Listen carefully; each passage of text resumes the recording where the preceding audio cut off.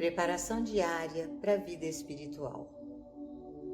O jovem estudante, o aluno iniciante, deve perceber que existem princípios específicos que constituem a mensagem do caminho infinito. Se esses princípios não são compreendidos e praticados, o caminho infinito permanece na categoria de uma filosofia, apenas uma abordagem interessante da vida, algo sobre o que ler e depois guardar na estante.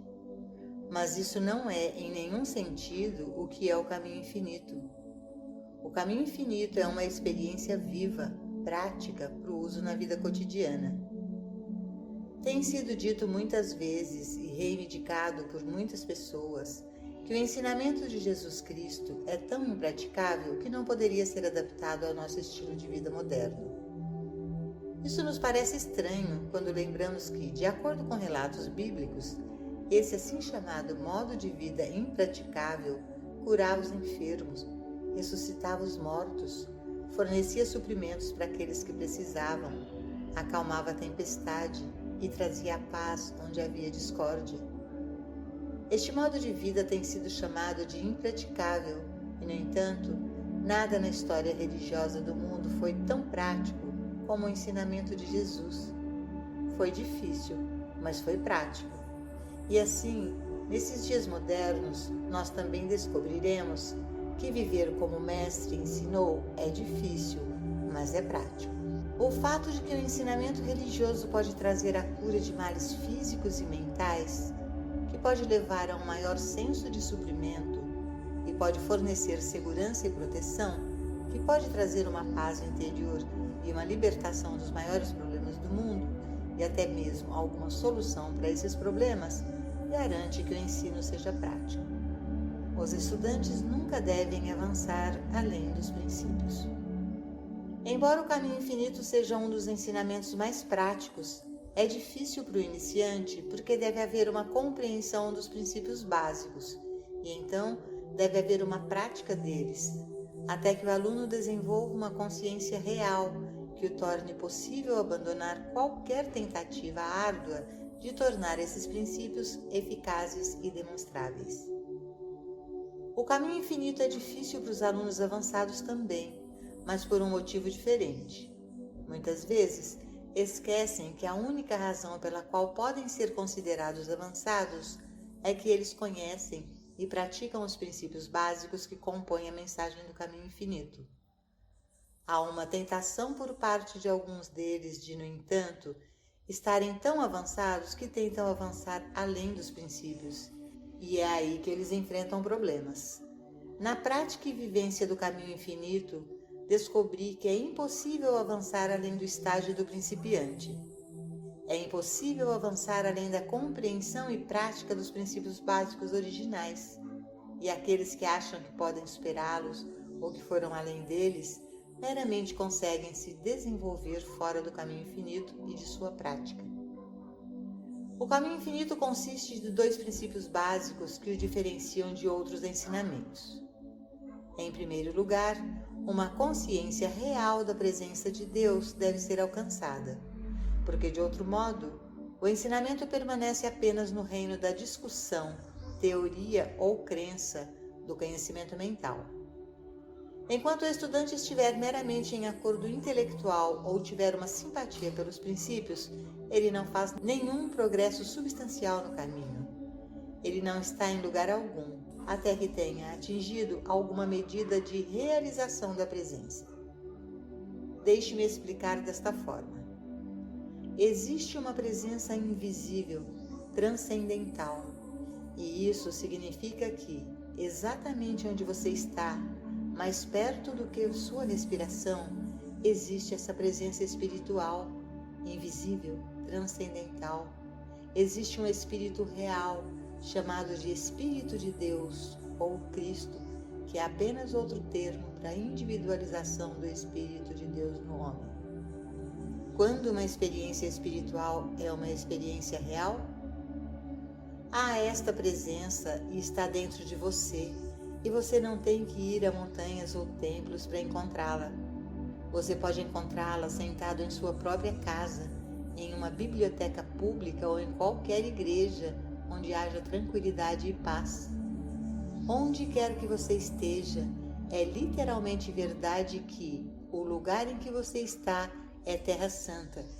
E, portanto, onde quer que você esteja, você pode alcançar a experiência real dessa presença que está dentro de você. Não apenas você pode, mas como estudante do caminho infinito, você deve. Você deve atingir a consciência, o sentimento real, a percepção real de uma presença divina dentro de você. Você não pode analisá-la ou dissecá-la. Você não será capaz de explicá-la para os seus amigos ou parentes. É tolice até mesmo tentar explicar isso a si mesmo. Basta você experimentá-la e você reconhecerá sua validade pelos frutos dessa experiência. Há muitos, é claro, que leem sobre experiências espirituais na literatura religiosa do mundo e se iludem, acreditando que estão experimentando a presença, ao passo que não estão tendo nada mais nem menos que um júbilo emocional. A literatura religiosa do mundo está repleta de relatos de pessoas que são vítimas de auto-hipnose, que escrevem os relatos mais espetaculosos de experiências que são apenas fantasias de sua imaginação. E nós que lemos, não podemos deixar de questionar a veracidade de algumas dessas histórias, sentindo dentro que isso não foi uma experiência verdadeiramente espiritual.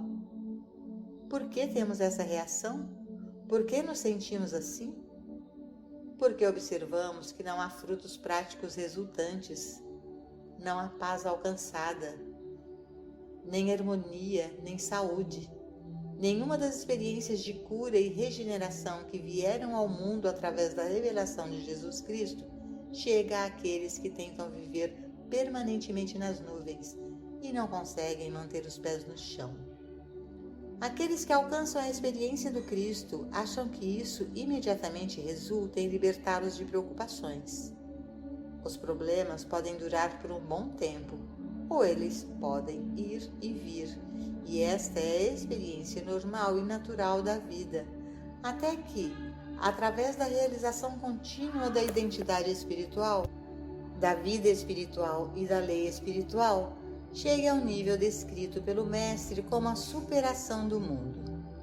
Mas não acreditemos que ele proferiu essas palavras durante o primeiro mês de seu ministério, porque mesmo depois de ele estar atuando como um rabino e engajado ativamente no mistério espiritual, mesmo depois de estar realizando alguns dos milagres descritos nas Escrituras, Jesus ainda teve que enfrentar as 3 tentações no deserto, e elas eram tentações sérias, tão sérias quanto qualquer outra que já experimentamos. Estados de evolução da consciência. Toda a vida é um processo de evolução. Se estudamos a história, descobrimos que estamos lentamente evoluindo do estado de consciência do homem das cavernas, da idade do olho por olho, dente por dente, dos horrores do capitalismo do século XIX e do início do século XX, para uma visão mais ampla do dia atual.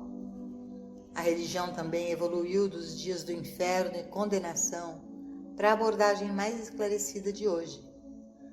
Toda a história é o relato da evolução da consciência ao longo dos séculos, uma consciência que ainda está evoluindo. Assim, quando Cristo, ou Espírito de Deus, é conscientemente percebido pela primeira vez e começa a operar em nossa experiência, ele se expande de modo um tanto similar. Pode começar, em primeiro lugar, apenas a nos separar de nossos medos e dúvidas, ou da preocupação com nossos problemas, para que gradualmente os problemas da vida sejam resolvidos em silêncio e pacificamente, sem preocupação e sem medo de serem levados aos extremos do esgotamento nervoso. Mas logo essa atividade do Cristo começa a agir como fermento em toda a nossa experiência humana.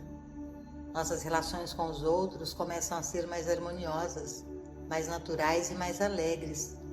Nossos esforços, seja nos negócios, na arte ou na profissão, tornam-se menos árduos e menos cansativos.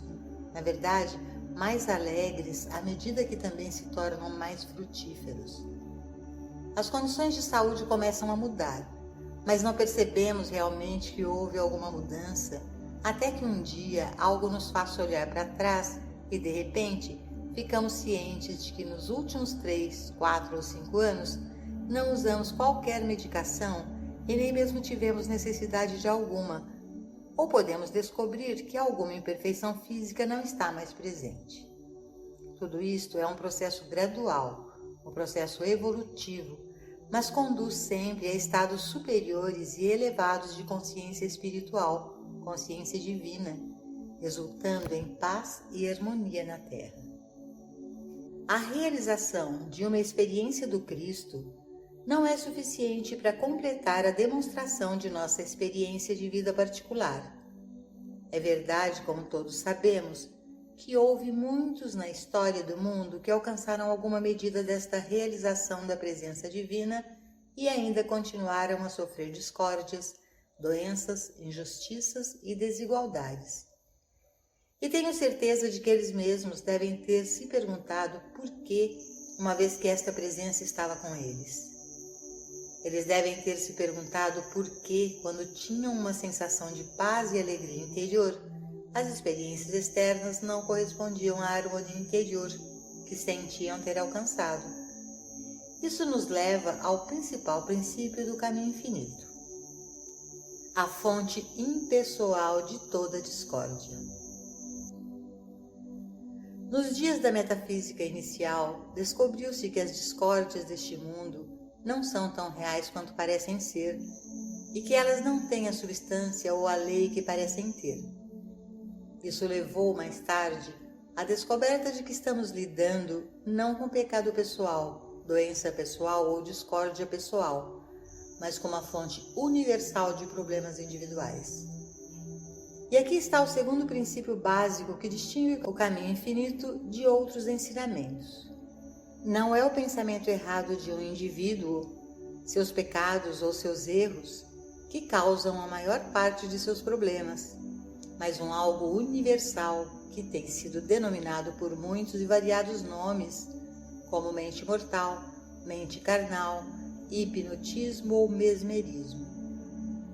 Seja qual for o nome que seja chamado, a percepção deve vir de que todo erro, mal, pecado, doença, morte, falta, limitação ou velhice é apenas o produto de uma mente carnal universal ou mente mortal, que pode realmente ser melhor resumida como a crença em dois poderes. Essa crença em dois poderes, no poder do bem e no poder do mal, é a fonte e, na verdade, a substância do que é chamado de mente mortal ou carnal. Não existe tal coisa, na verdade, como mente mortal ou mente carnal. Não há entidade mais do que uma entidade chamada escuridão. Há, no entanto, uma crença universal em dois poderes, e é essa crença universal em dois poderes que constitui a mente carnal e é a fonte de toda discórdia, toda doença, todo pecado, toda forma de desemprego e toda falta, seja qual for o nome ou a natureza. Nunca acredite, nem por um momento, que a solução para todos esses problemas pode ser encontrada no mundo exterior. As formas desses problemas mudarão, mas o problema básico permanece. Por exemplo, progredimos dos dias de cavalos e charretes para o dia do automóvel e agora estamos avançando rapidamente na era do ar. Mas assim como havia desemprego nos dias de cavalos e charretes, também havia desemprego na era do automóvel e agora na era do avião. A questão é que o problema do desemprego não é atendido por meio da teoria econômica ou das especulações da sociologia ou por qualquer outro meio conhecido pela mente humana. O problema do desemprego só será atendido quando for entendido como uma atividade de crença em dois poderes, isto é, a atividade da mente carnal. Ao contrário, o emprego será universal quando for entendido como sendo a atividade de Deus, Deus se realizando como ser individual. Os problemas de capital e trabalho estão sendo resolvidos até certo ponto pelo sistema econômico em mutação, mas a última e definitiva superação desses problemas será somente através da percepção de que os problemas nunca existiram separados da crença em dois poderes. Tome qualquer forma de pecado que você queira e descobrirá que ele tem sua origem na crença no bem ou no mal. Aceitamos algumas condições como malignas e outras como boas, e assim a crença do bem e do mal continua a operar. E enquanto ela opera na consciência, ela funcionará como boa ou má, como pureza ou como pecado. Toda doença também, não importa a forma que assuma, tem sua base na crença em dois poderes. Se não houvesse uma crença em um poder maligno, a doença não seria má, não seria mortal e, portanto, não existiria. Existe alguma maneira de provar isso? A resposta é que nenhuma forma de pecado ou doença, ou qualquer situação infeliz, jamais poderia ser resolvida metafisicamente ou espiritualmente se houvesse uma lei que perpetuasse essas condições errôneas.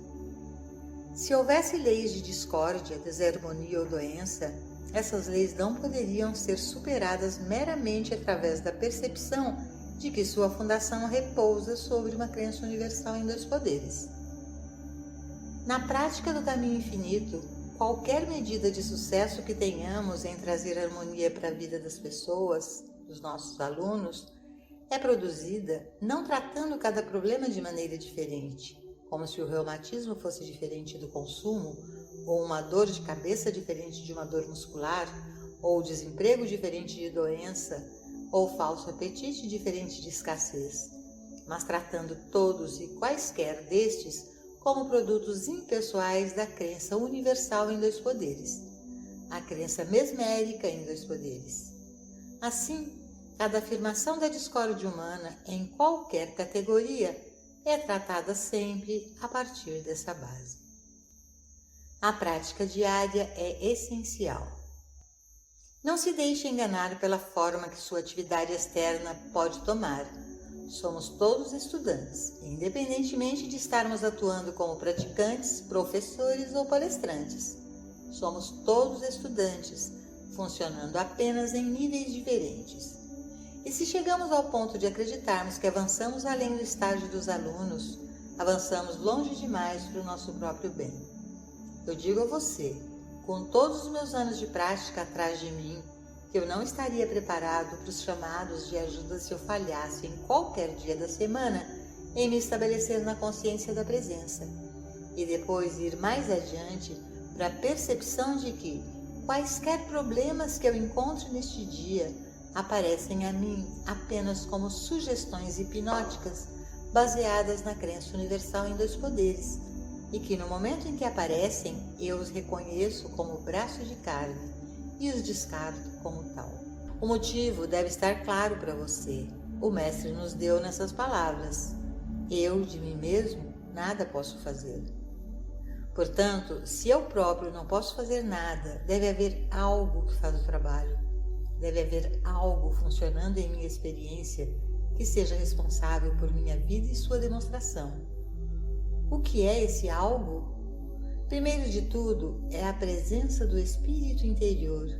E, em segundo lugar, é permanecer constante e conscientemente na percepção de que tudo o que me é apresentado é uma imagem às vezes boa e às vezes má.